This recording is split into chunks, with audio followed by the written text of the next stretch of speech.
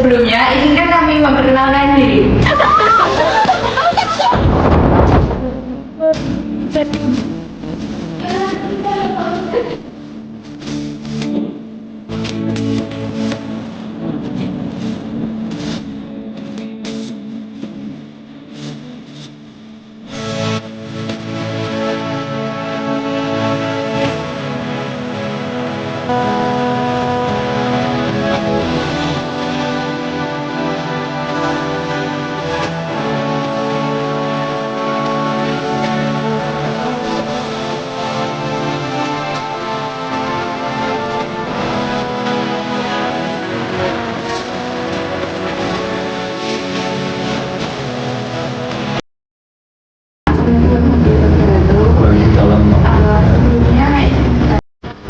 Sejauh ini saya mendengar di Jepara itu ada sebuah kebiasaan atau adat itu yaitu pesalungan ya Pak. Kalau boleh tahu pesalungan itu bagaimana Pak prosesnya, mungkin itu seperti apa kayak gitu Pak? Pesta lomban, larungan atau sedekah maut sebenarnya sama dengan zaman dahulu itu namanya sedekah maut. Terus pada masa Mbah Haji Sidik, Lurah Ujung Batu pertama atau petinggi Ujung Batu pertama menginisiasi larungan atau pembuat kepala sapi. Di dalam larungan itu sendiri sebelumnya ada lomba-lomba diikuti oleh seluruh masyarakat pesisir, dan lomba-lomba itu menjadi nama lombanan atau lomban masyarakat sekitar. Kronologinya pada masa Mbah Haji Sidik, ini cerita tutur dari para pelaku sejarah atau saksi sejarah. Mbah Haji Sidik itu lahir pada tahun 1870 dan wafat pada tahun 1972, usianya 102 tahun. Beliaulah pendiri Ujung Batu pertama. Beliaulah yang menjadi petinggi Ujung Batu pertama. Semenjak pada masa penjajahan Hindia Belanda, beliaulah yang nguri-nguri tradisi budaya di Ujung Batu. Awalnya itu adalah kegiatan masyarakat pesisir yang bermula dari sawalan. Jadi hari pertama adalah saling maaf-maafan atau unjung, bahasa Jawanya unjung, sambil mengirim ke sanak saudara tetangga upat lepet. Upat artinya ngaku lepat atau meminta maaf. Lepet itu silep engkang lapet, ngaku lepat dan meminta maaf. Itu upat dan lepet. Itu filosofinya. Kemudian setelah orang Jawa menyebutnya unjung, hari ketiga keempat itu melakukan lomba-lomba. Lomba-lomba ada banyak perlombaan. Yang paling ciri khas adalah menangkap bebek bercincin emas. Itu emas asli, emas benar. Ada lomba renang, ada lomba tahu, dayung atau belayar dan sebagainya. Kemudian hari ke-7 membeli hewan kerbau. Dagingnya dimakan seluruh masyarakat. Kemudian besoknya nanti setelah memakan hewan kerbau tadi, malamnya diadakan wayang semalam suntuk. Kemudian besoknya kepala yang sudah hewan sudah disembelih tadi, kepalanya dilarung. Dulu pelarungan kepala kerbau itu masih di pinggir, di muara, tepatnya di muara Kaliwiso. Karena zaman dahulu belum ada mesin, masih masih memakai dayung sama layar, perahu layar. Tapi setelah berjalannya waktu, era modern, sekarang larungan kerbau diadakan di belakang Gilidowo atau Pulau Panjang. Nah, tadi kan dari sini. Selanjutnya kira-kira siapa aja yang perlu mengikuti atau berpartisipasi dalam tradisi Lomben? Yang berpartisipasi semuanya. Jadi pesta Lomben ini bukan untuk masyarakat pesisir saja, tapi seluruh masyarakat yang pengen ikut meramaikan.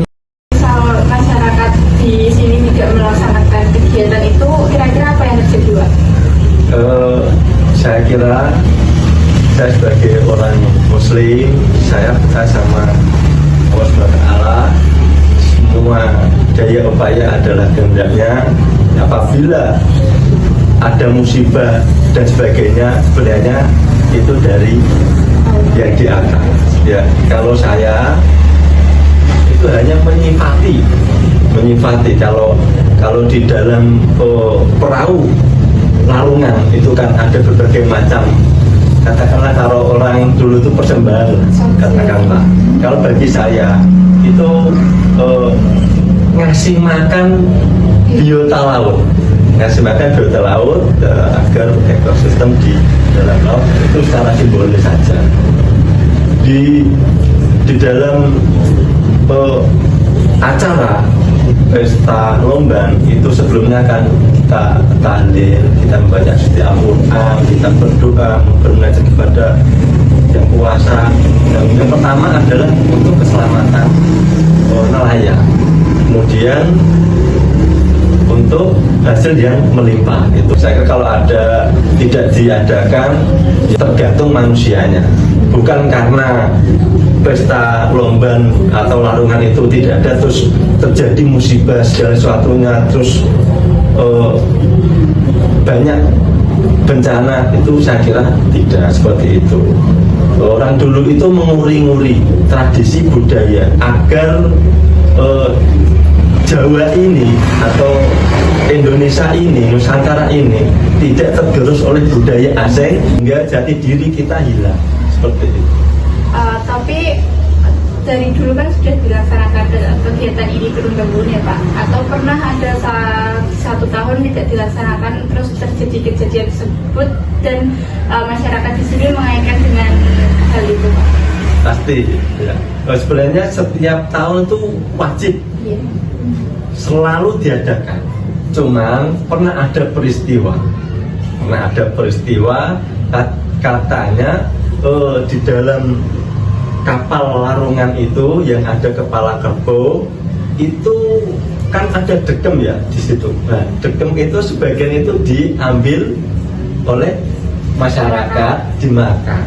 Nah, kemudian terjadilah ada perahu yang terbalik di Gilidowo atau Pulau Panjang. Nah, di situ masyarakat mengkait-kaitkan seperti itu. Kan sempat disebutkan bahwasanya pernah ada sesajen yang kurang. Yeah. Nah, kira-kira kalau ada sesajen yang kurang kayak itu akan diulangi kembali apa gimana? Ya, memang sepengetahuan saya kalau ada sesaji yang kurang itu memang harus diulangi kembali karena kembali lagi kita tergantung kepercayaan. Nah, untuk pesta Lomben ini memang bagi masyarakat pesisir adalah sakral. Saya sebenarnya tidak mewakili saya sendiri, tapi masyarakat pesisir bagi masyarakat pesisir itu sangat sakral. Bahkan ketika larungan itu dibuang, seratusan nelayan berlomba-lomba mengambil air agar mendapat berkah atau berkah dari larungan tersebut. Jadi setiap ada kekurangan ataupun ada yang lupa pasti akan dibuatkan kembali seperti itu. Oke, tadi sudah dijelaskan berbagai rangkaian pesta Lomben tersebut. Terus mungkin kalau ada kekurangan atau gimana. Nah, sejauh ini kan sudah masuk ke masa modern. modern ya Pak. Sejauh ini pemerintah daerah sendiri itu menyikapi kegiatan ini tuh bagaimana Pak? Sekiranya mendukung atau mungkin tidak mendukung. Sangat positif. Bahkan yang terakhir dihadiri oleh secara ya, Iya. Menteri Pariwisata dan Kebudayaan Pak Sandiaga Uno secara Zoom langsung. Jadi Pak Sandiaga Uno mendorong pesta lomba atau larungan ini menjadi warisan budaya. Jadi supportnya sangat baik sekali. Ya. Partisipasi dari pemerintah, spot anggaran itu sangat bagus untuk mendorong pekerjaan. Tambahan ya, tambahan ini sudah saya catat tadi. Itu kan ada pembuat replika kapal. Nah itu yang pertama adalah almarhum Mbah Kamsin, yang kedua almarhum Mbah Badi, yang ketiga almarhum Mbah Ali Yaakob, yang keempat almarhum Mbah Suul, dan yang kelima sekarang Bapak Agus Majiko sampai sekarang. Kemudian pembuat sesaji, yang pertama Mbah Kasima, yang kedua Mbah Haja Sumaida, yang ketiga Mbah Haja Iskarima, yang keempat Mbah Haja Nana. Yang menarik itu pembuat sesaji harus turun temurun anak. Jadi misalkan Mbah Kasima ini kalau meninggal yang gantikan harus anaknya yang pertama perempuan. Kalau misalnya dari Mbah yang membuat sesaji itu nggak punya anak perempuan, sekiranya gimana Mbak? Ya itu kan apa ya, keyakinan dari orang dahulu, masyarakat dahulu. Ya, mungkin kalau tidak ada keturunan perempuan, solusinya mungkin ya yang laki-laki, anak laki-laki. Ya. Tapi sampai sekarang memang belum pernah. Ya, sampai sekarang memang Mbak Kasima menurunkan Haja Sumaida meninggal di dekat anaknya Haja Iskarima meninggal diturunkan anaknya Haja Nana. Haja Nana ini kalau tidak punya anak perempuan, mungkin anak laki-lakinya yang meneruskan seperti itu. Kemudian yang memimpin doa itu almarhum Mbak Ahwan, yang kedua almarhum Mbak Tahlil, yang ketiga almarhum Bapak almarhum Haji Makin Sulaiman, almarhum Bapak Sufron Ubaidillah, yang terakhir Bapak Hussein atau Modin Ujung Batu yang terakhir. Tadi disebutkan bahwa yang pembuat sesaji itu kan harus turun temurun Pak. Ya. Nah, kalau pembuat kapal replikanya itu bagaimana Pak? Kalau kapal replika itu tergantung dari petinggi. Petinggi waktu itu desa Ujung Batu ada petinggi, tidak harus melalui turunan, tergantung petingginya. Yang penting ukuran kurang lebih harus sama. Jadi mungkin itu dulu sekiranya pertanyaan dari kami. Terima kasih atas jawaban-jawaban Bapak, sangat membantu kami dalam penelitian ini. Oke. Terima kasih karena Bapak sudah berkenan untuk kami. Sama-sama.